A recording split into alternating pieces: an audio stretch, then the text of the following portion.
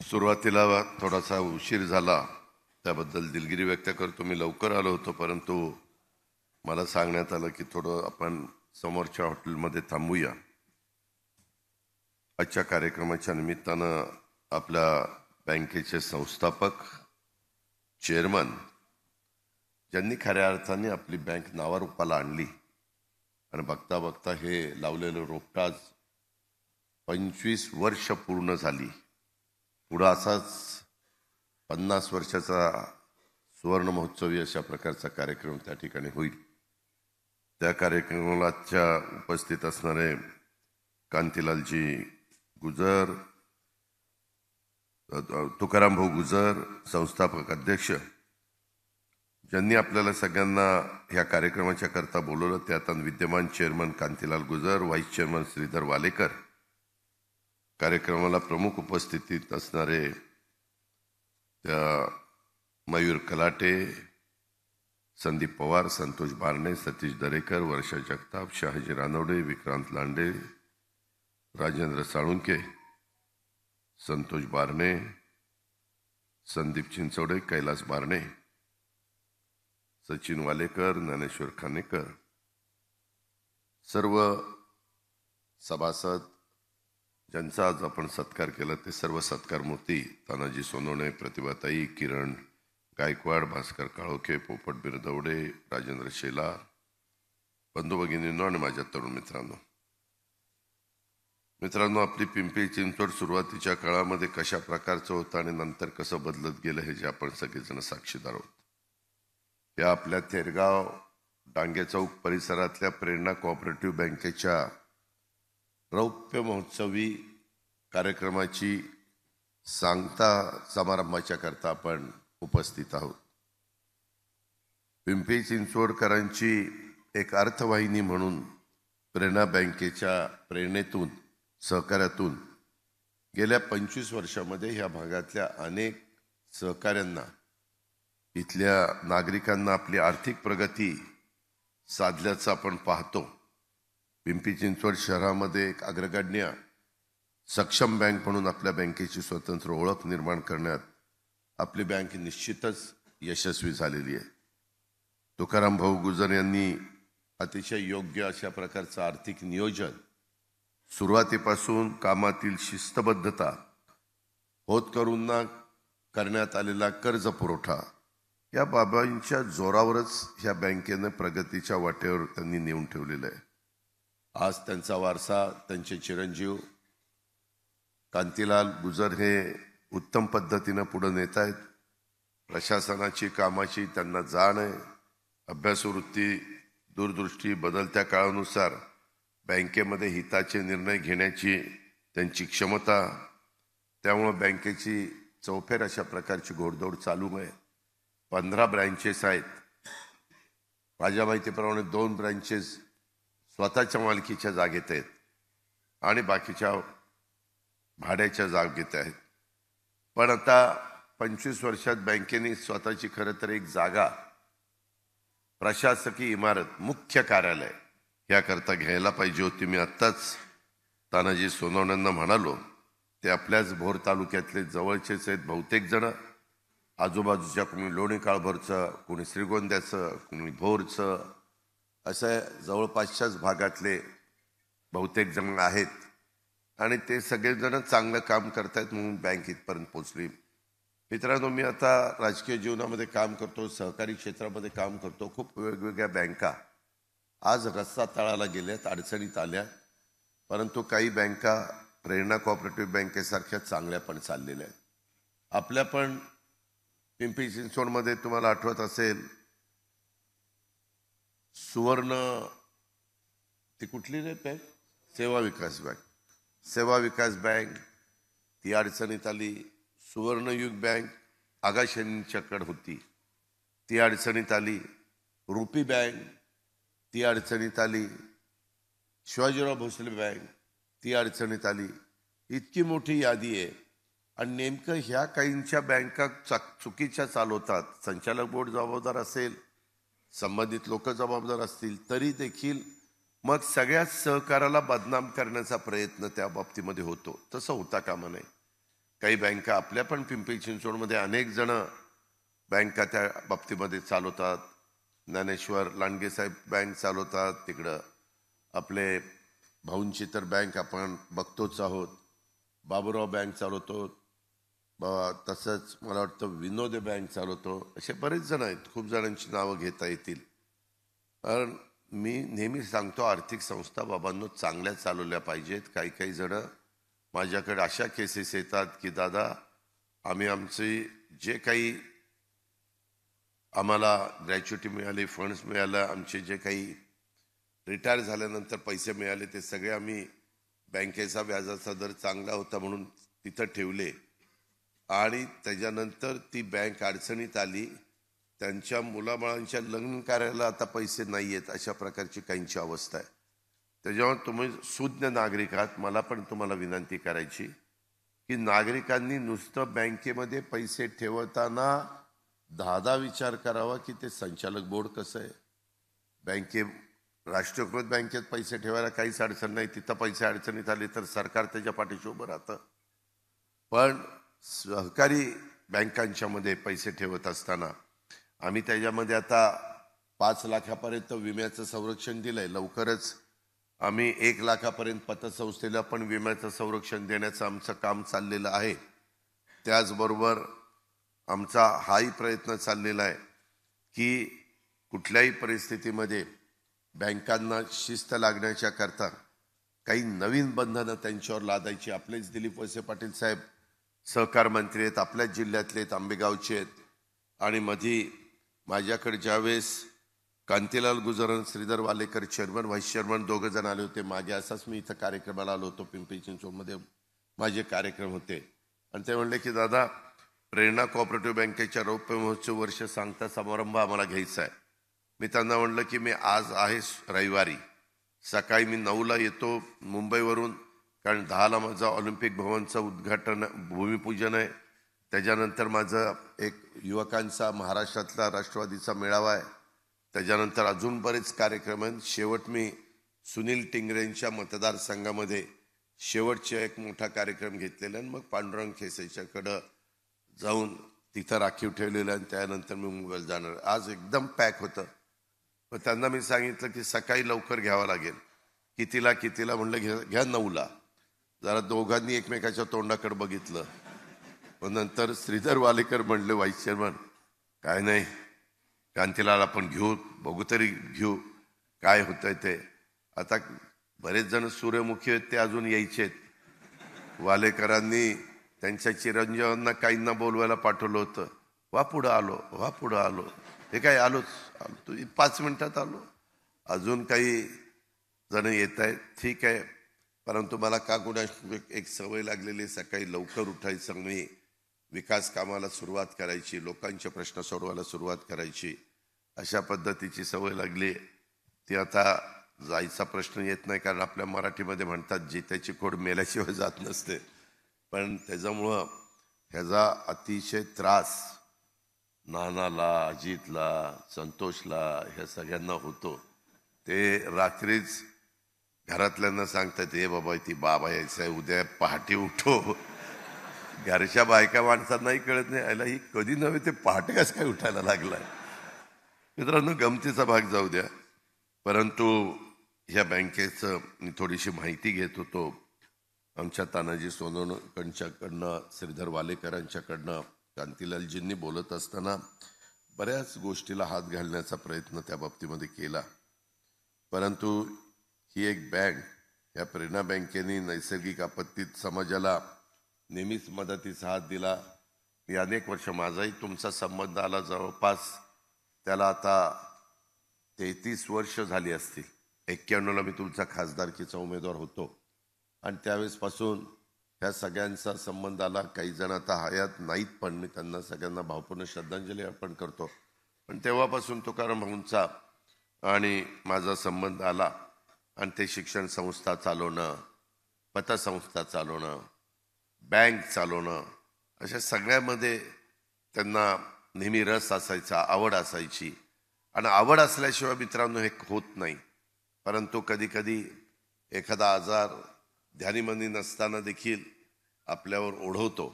तशा पद्धतीचा प्रसंग बाका आमच्या भाऊंच्यावर आला.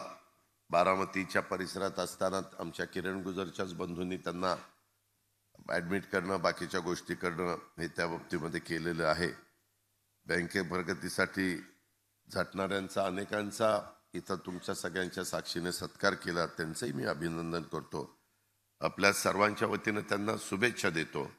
आणि माझं स्वतःचं स्पष्ट मत आहे, काल पण मी कोल्हापूरला होतो, तिथं पण एका कारखान्याचे कामगार अधिकारी माझ्याकडे आले, दादा आमचा पगार द्यायला सांगा. मी म्हटलं बँक असेल किंवा कुठली संस्था असेल, त्याच्यामध्ये जर बँक संस्था चुकीची चालायला लागली तर पहिलं मॅनेजरला, तिथल्या शाखा प्रमुखांना, तिथल्या क्लार्क वगैरे ह्या सगळ्यांना कळतं. तर त्यांनी लगेच आवाज उठवायला पाहिजे. त्यांनी आमच्यासारख्याला सांगितलं पाहिजे की इथं पाणी मुरायला लागलेलं आहे. कारण ते गप्प बसतात आणि गप्प बसल्यानंतर पैसे काढताना तर काही जण सायपन करतात पैसे. त्या कॅशियरला कळतच असतं, ते कच्चं वहीत लिहून ठेवतात, ह्यानं इतके नेले, त्यानं तितके नेले, त्यानं तितके नेले.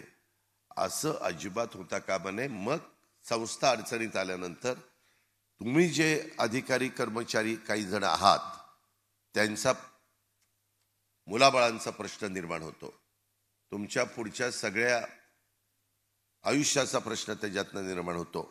म्हणून मी नेहमीच संस्था चालवत असताना संस्था चालकांना आणि तिथल्या कर्मचाऱ्यांना, अधिकाऱ्यांना सांगत असतो की बाबांनो, या सगळ्या गोष्टीमध्ये लक्ष द्या. आज 25 वर्षापूर्वी स्थापन केलेली किती चेअरमन सभासद आहेत? 10,000 जवळपास सभासद. आणि इतके दिवस बँक ही बिनविरोध तुकाराम भाऊ निवडणूक करायचे. पण यंदाचीच निवडणूक कुणीतरी 3 लोकांनी फॉर्म नाही ते नाही काढला. बँक ज्यावेळेस नावारूपाला येते त्यावेळेस संस्था नावारूपाला आल्यानंतर असं कुणाच्या तरी मनामध्ये काहीतरी येतं. वास्तविक ही सहकार चळवळ टिकली पाहिजे, रुजली पाहिजे, वाढली पाहिजे. आज केंद्र सरकारने पण त्याच्यामध्ये लक्ष घातलेलं आहे. आणि मधल्या काळामध्ये तर एक अशी चर्चा चाललेली होती की देशात 7-8-10 बँक ठेवायच्या, बाकी सगळ्या बँका मर्ज करायच्या. मध्ये काही बँका मर्ज केल्या, देना बँक वगैरे. आता बँक तुम्हाला पाहायला मिळत नाही, त्या बँक इतर राष्ट्रीयकृत बँकामध्ये मर्ज झालेल्या आहेत. अशाही बाबी चालतात. शेवटी प्रत्येकजण आपापल्या परीनं विचार करतं. परंतु देशाचं न बोलता मी महाराष्ट्रापुरतं बोलील.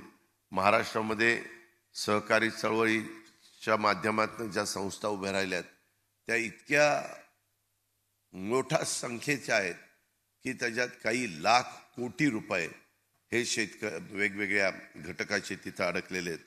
बँकिंग क्षेत्रामध्ये होत असलेल्या अत्याधुनिक तंत्रज्ञानाच्या वापरामुळं आज बरंच काही गोष्टी शक्य झालेल्या आहेत. ग्राहकांच्या हिताच्या दृष्टीनं दिवसेंदिवस त्यामध्ये आणखी सुधारणा होतीये. आपल्या बँकेनं देखील अत्याधुनिक तंत्रज्ञानाचा वापरात पुढाकार घेतला पाहिजे असं मी चेअरमन, व्हाईस चेअरमनला आवर्जून सांगेल.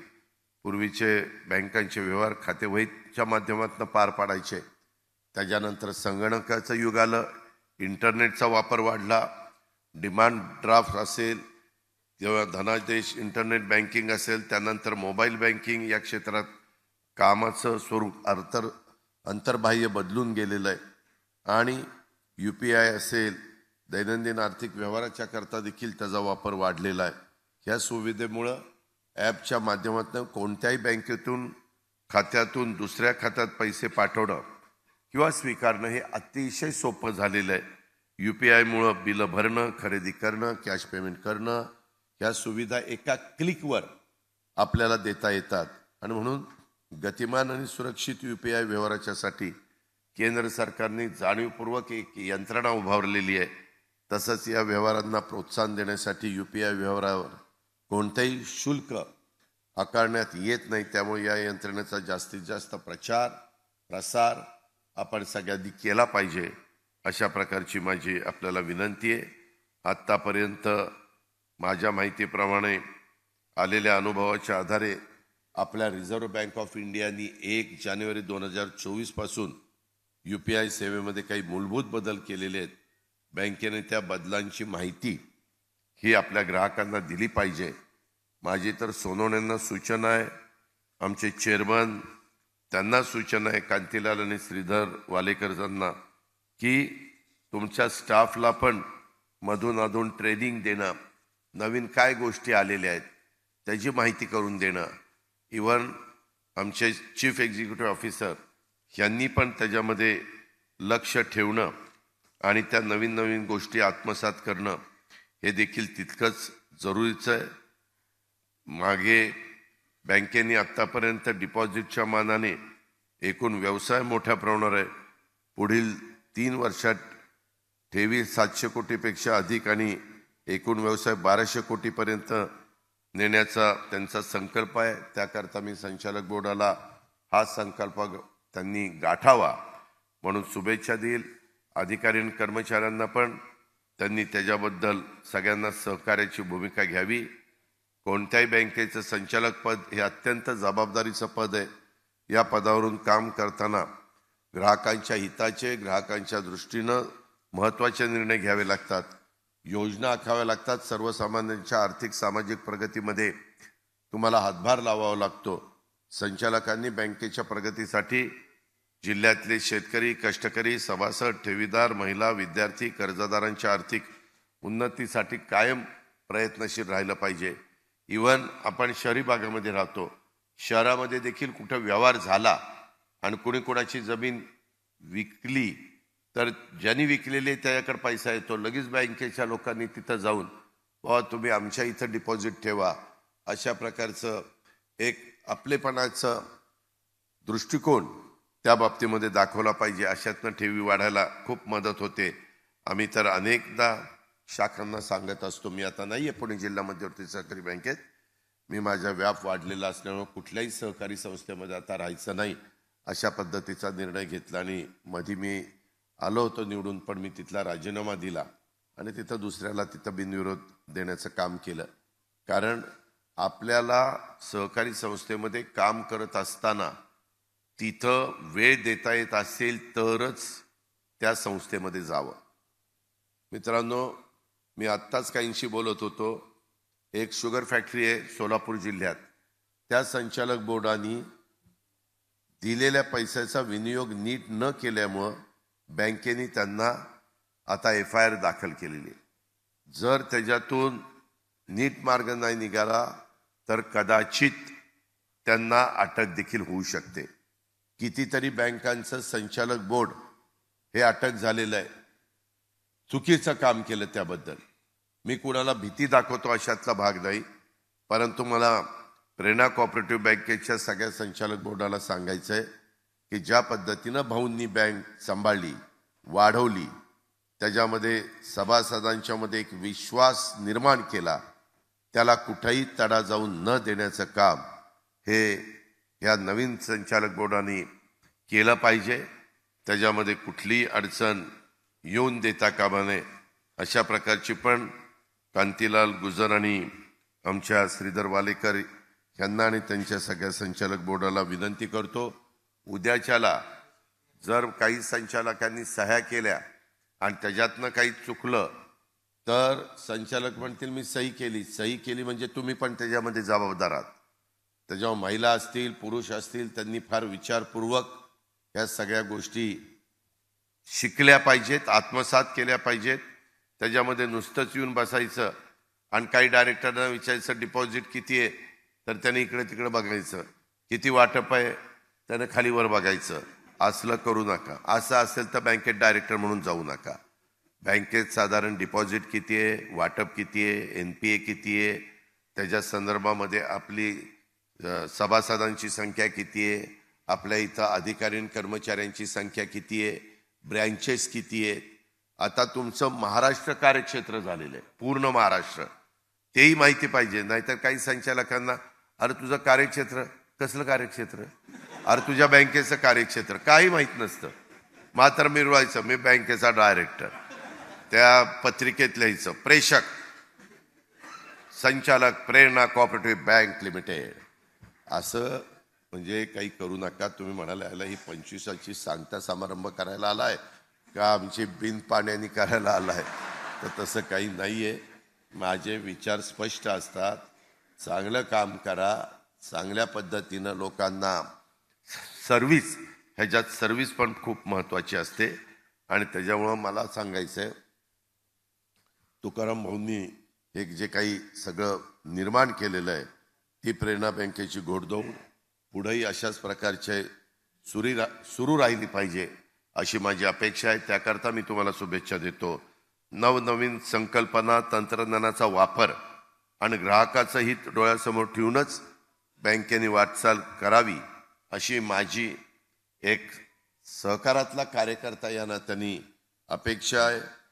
ग्राहकांना उत्तमातली उत्तम सेवा द्या, या माध्यमातून ग्राहकांची संख्या वाढवा, कार्यक्षेत्रात शाखांची संख्या वाढवण्याच्या करता प्रयत्न करा, वाढलेल्या शाखा अत्याधुनिक तंत्रज्ञानाद्वारे जोडून व्यवसाय वाढ कशी करता येईल हा प्रयत्न करा आणि वेगवेगळ्या कर्जदारांच्या करता, वेगवेगळ्या घटकाच्या करता अनेक प्रकारचे, आपण शहरी भागामध्ये त्याच्यावर घर कर्ज हा आपला महत्त्वाचा हेतू असतो, परंतु ज्यांची पत नाही आहे अशांची पण पत निर्माण करण्याचं काम आणि गरजू माणसांना मदत करण्याचं काम तुम्ही त्यांचे जामीनदार वगैरे व्यवस्थित घ्या, कारण तिथेही बँकेला कुठं अडचण येता कामा नये. या ठेवीदारांच्या हितासाठी यापुढं आपली प्रेरणा सहकारी बँक अधिक जोमाने काम करत राहील अशा प्रकारची अपेक्षा मी आणि ह्या बँकेचे सगळे सभासद हे निश्चितपणे त्या ठिकाणी व्यक्त करतो. प्रेरणा बँकेच्या रौप्य महोत्सवी वर्षाच्या निमित्तानं पुन्हा एकदा ह्या सर्वांना शुभेच्छा देतो. आणि काही झालं तरी तुमच्यामध्ये एकवाक्यता टिकवा, तुमच्यामध्ये कुठेही अंतर पडून देऊ नका, विचारपूर्वक चर्चा करा. त्याच्यामध्ये चर्चा केली म्हणून हा बँकेवर कुठेतरी शंका उपस्थित करतो असं समजण्याचं कारण नाही. त्या शंकेचं निरसन झालं पाहिजे, त्याच्यातनं पारदर्शकता वाढते, त्याच्यातून बँकेचं हितच सांभाळलं जातं.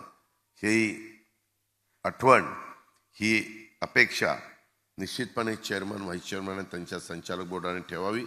मात्र पुढं काही दिवसातच स्वतःच्या मालकीची जागा मी त्यांना काही सूचना केल्यात की कशा घ्यायचा प्रयत्न करा आणि एकदम पारदर्शक कारभार करा, स्वतःच्या मालकीची जागा घ्या. अतिशय सुंदर अशा प्रकारची माझ्या पिंपरी चिंचवड शहराच्या वैभवामध्ये भर घालणारी वास्तू मुख्य ऑफिस प्रेरणा कोऑपरेटिव्ह बँकेचं हे पण आपण लवकरच निर्माण करण्याचा प्रयत्न करा. त्याही कामाला मी तुम्हाला शुभेच्छा देतो आणि आपल्या सगळ्यांची रजा घेतो. जय हिंद, जय महाराष्ट्र. एबीपी माझा, उघडा डोळे बघा नीट.